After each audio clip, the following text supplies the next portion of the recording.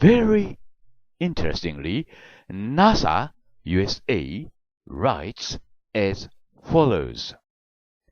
A combined historical and scientific approach is applied to ancient reports of what might today be called unidentified flying objects. Many conventionally explicable phenomena can be weeded out, leaving a small residue of puzzling reports. These fall neatly into the same categories as modern UFO reports, suggesting that the UFO phenomenon, whatever it may be due to, has not changed much over 2 millennia. Throughout recorded history, reports of what we today might call unidentified flying object have been made and preserved. Then I, Hiroshi Hayashi, would like to ask NASA like this. So what? 大変興味深いことに、NASA の公式ホームページには次のようにあります。歴史及び科学的考察が今日 UFO と呼ばれる未確認飛行物体についてなされている。科学的に説明できる現象については取り除いたが、それ以外に謎めいた報告が残った。これらは現在の UFO 報告と同じようなカテゴリーに含まれるが、このことはこうした UFO 現象がそれが何によるものであれ、この2000年もの間変わっていないことを示す。記録された歴史を通して、今日、未確認飛行物体と呼ぶところのものについての記録がなされ、そして保全されていると。で、私、林印は、次のように NASA に質問したいです。だから、それがどうしたのと。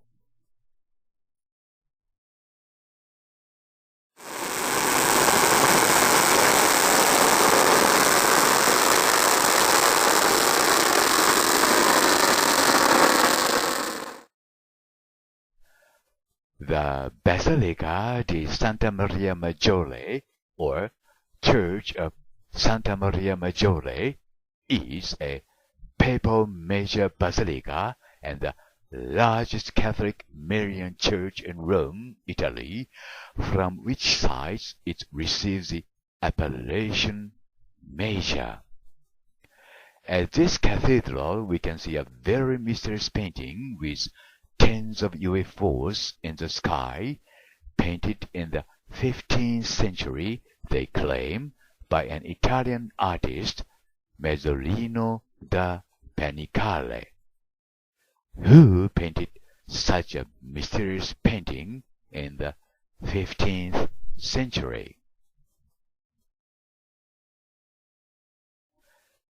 イタリアのローマにあるサンタマリアマジョーレ大聖堂に奇妙な絵画があります。その絵画の中には何十個もの UFO が描かれています。イタリアの画家マゾリーノ・ダ・パニカーレの作ということになっていますが、本当にそうでしょうか？この動画の中では、この絵画の謎に迫ってみたいと思います。Hiroshi Hayashi, Hamama City, Japan.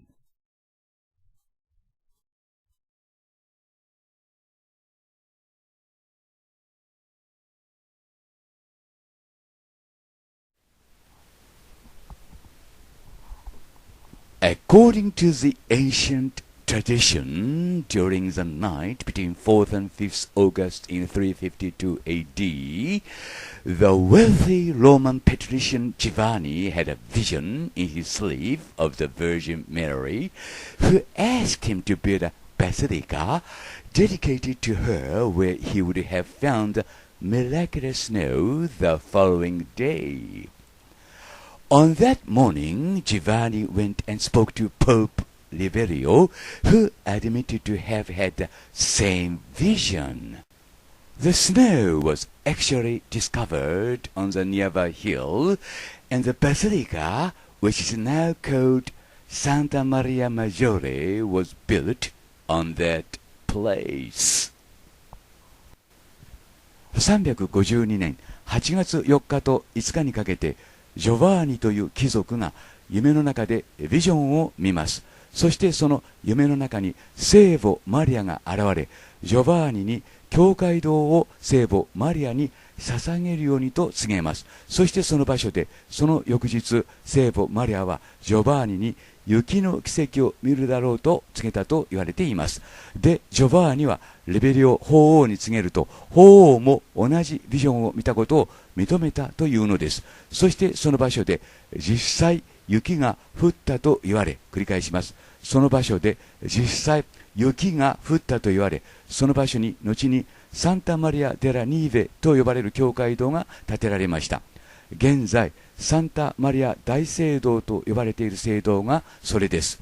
ローマンカトリックにおいても最重要の大聖堂の一つとなっています。Hiroshi Hayashi浜祭りジャパン。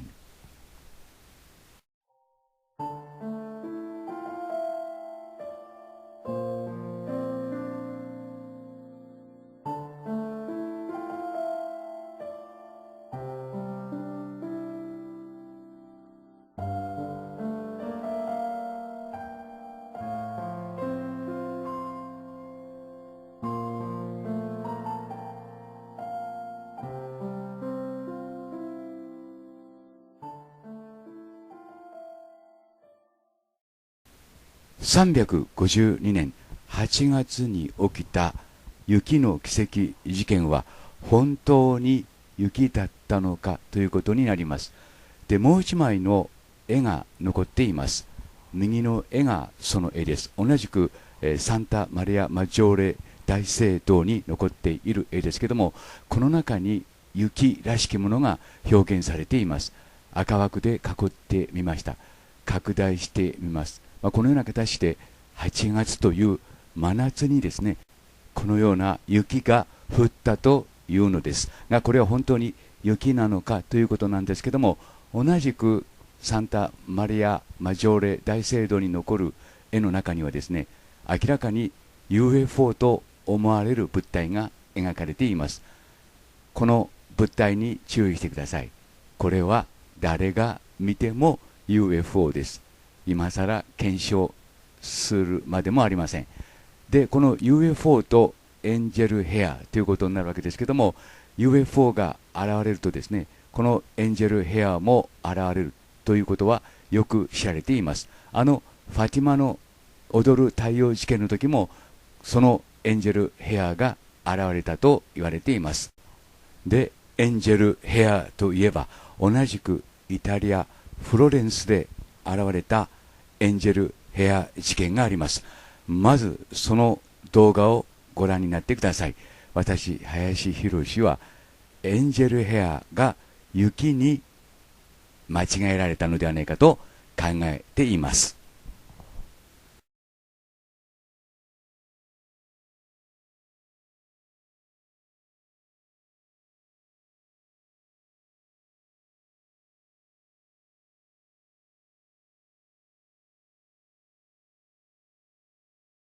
Football match in Florence, Italy 1954.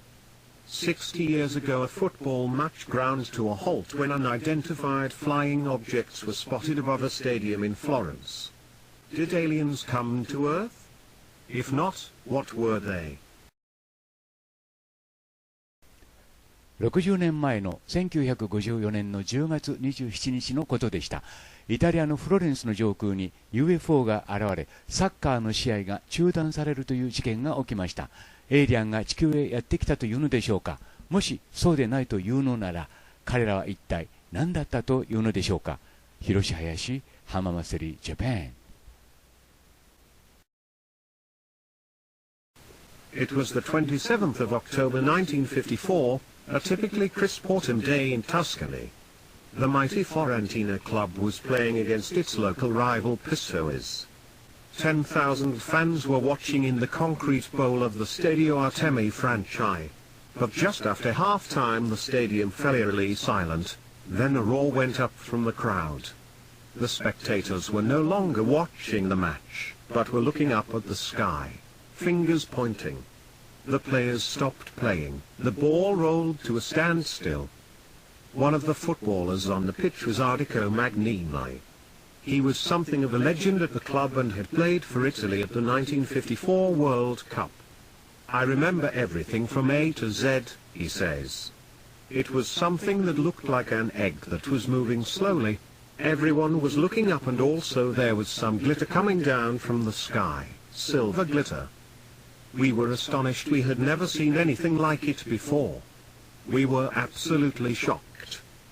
Play was suspended because spectators saw something in the sky, according to the referee's match report. Among the crowd was Gigi Boni, a lifelong Fiorentina fan. I remember clearly seeing this incredible sight, he says. His description of multiple objects differs slightly from Magnini's. They were moving very fast and then they just stopped. It all lasted a couple of minutes. I would like to describe them as being like Cuban cigars. They just reminded me of Cuban cigars, in the way they looked. Boni has spent many years reliving that day in his mind. I think they were extraterrestrial. That's what I believe, and there's no other explanation I can give myself. Another of the players, Rimolo Tusi, still sprightly in his 70s, agrees. In those years everybody was talking about aliens, everybody was talking UFOs, and we had the experience. We saw them directly, for real. The incident at the stadium cannot simply be interpreted as mass hysteria. There were numerous UFO sightings in many towns across Tuscany that day and over the days that followed. According to some eyewitness accounts, a ray of white light was seen in the sky coming from Prato, north of Florence. Another man who relishes the chance to speak about that day is Roberto Pinotti, the president of Italy's National UFO Center.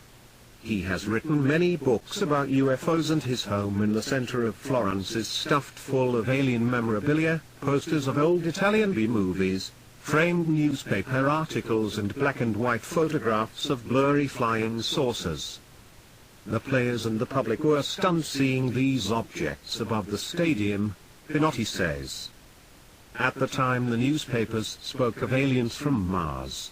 Of course now we know that is not so, but we may conclude that it was an intelligent phenomenon, a technological phenomenon, and a phenomenon that cannot be linked with anything we know on Earth.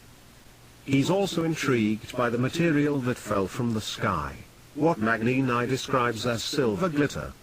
A wave of flying saucers over Italy, reported the Domenica del Corriere 3 years later, with thanks to the Fondazione Corriere della Sera for the use of material from their historic archives. It is a fact that at the same time the UFOs were seen over Florence, there was a strange, sticky substance falling from above. In English we call this angel hair, says Pinotti. The only problem is after a short period of time it disintegrates. As a 10-year-old boy he witnessed this phenomenon himself. I remember, in broad daylight, seeing the roofs of the houses in Florence covered in this white substance for 1 hour and, like snow, it just evaporated. No one knows what this strange substance has to do with UFOs. Variously described by witnesses as similar to cotton wool or cobwebs, the substance was hard to collect because it disintegrated on contact, but some people were determined to find out what it was. One of them was a journalist at the Florentine newspaper La Nazione, the late Giorgio Bettini. In 2003 he told an Italian television program, Voyager, how on that day he received hundreds of phone calls about the sightings. From the offices of La Nazione in the center of town his own view of the sky was blocked by the cathedral, so he went up to the top of the newspaper's building to see what everyone was talking about. The 81-year-old recalled seeing shiny balls moving fast towards the dome of the cathedral. Bettini ventured out to investigate. He came across a wood outside the city that was covered in the white fluff. He gathered several samples by rolling them up on a matchstick, and took them to the Institute of Chemical Analysis at the University of Florence. When he got there he found that others had done the same.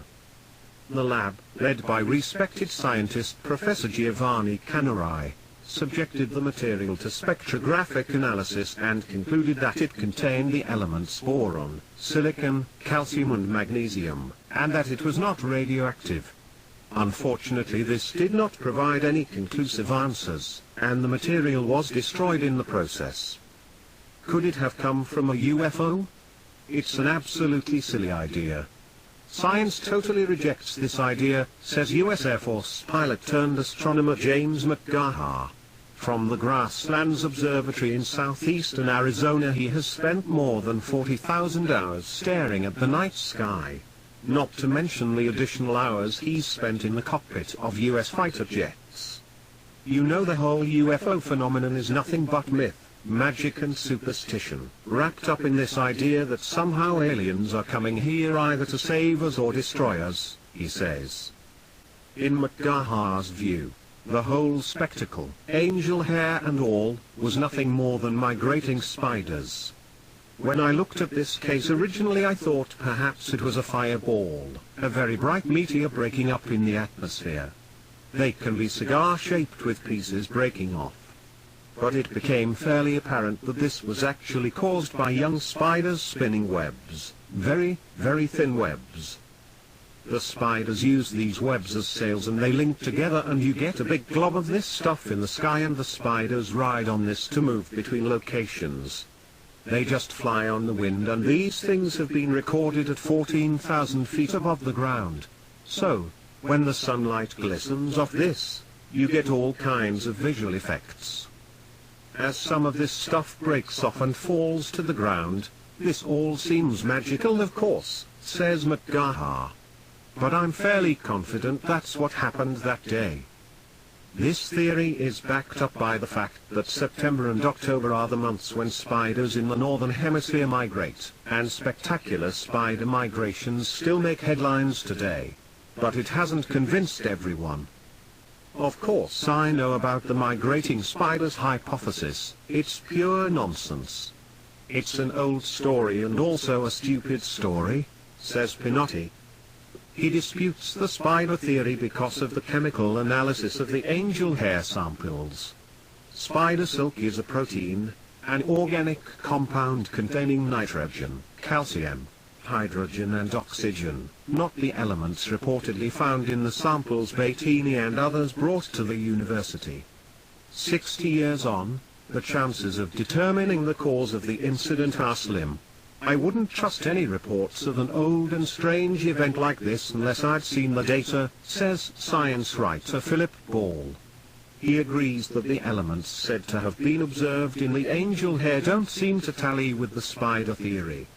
Magnesium and calcium are fairly common elements in living bodies. Boron and silicon much less so. But if these were the main elements that the white fluff contained, it doesn't sound to me as though they'd come from spiders, he says. So it all remains a mystery. No matter what the scientists say, those who were there are convinced that what they saw was unlike anything on Earth. Rimolo Tusi just feels lucky to have been there. His eyes dance excitedly as he remembers that curious day. I was spellbound and I was also so happy.